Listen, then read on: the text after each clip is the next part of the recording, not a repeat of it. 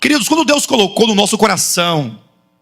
o desejo de ministrar, mais uma vez, isso porque nós já ministramos em outras ocasiões, tanto nesta igreja, quanto na igreja de Goiânia, já ministramos sobre o livro de Romanos, mas agora Deus novamente coloca no nosso coração esse desejo de falarmos sobre o livro de Romanos. Isso porque, queridos, o Romanos é um livro de grande importância, não somente uma importância entre os 66 livros da Escritura, mas ele tem uma importância histórica. Se nós olharmos, por exemplo, lá para o primeiro século da igreja primitiva, no tempo dos apóstolos, quando Paulo escreveu este livro, ele escreveu com o intuito de tomar dos 4 evangelhos, Mateus, Marcos, Lucas e João, que são, de certo modo, evangelhos biográficos. Os 4 evangelhos, eles falam de Cristo,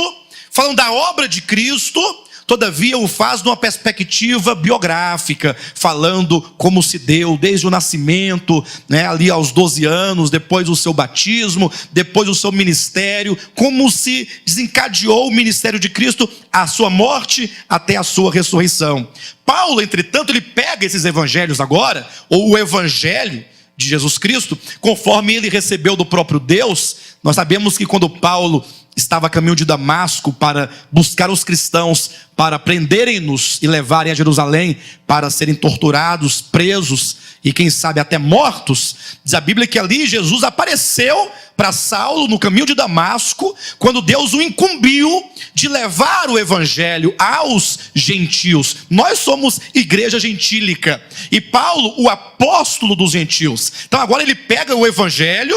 que ele recebe de Cristo, na base também dos evangelhos biográficos, e o que ele faz?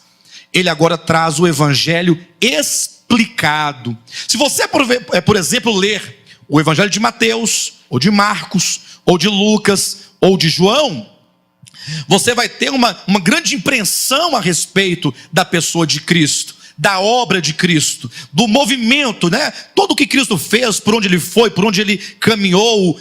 Entretanto, o apóstolo Paulo agora ele traz esse evangelho, e ele nos explica o evangelho, mostrando cada aspecto peculiar do evangelho, falando sobre Cristo, sobre a sua obra, sobre a salvação, como este evangelho alcança o homem, como que o homem é salvo, o quanto que esse evangelho alcança o homem. Ele traz um evangelho explicado e o evangelho aplicado. Tira-se da Bíblia o livro de Romanos e nós teremos uma profunda dificuldade de ter a compreensão plena a respeito do livro de Romanos. Então, no primeiro século, Paulo, ele deixou ali escrito esta epístola para que a igreja do primeiro século não tivesse dúvida a respeito da salvação em Cristo.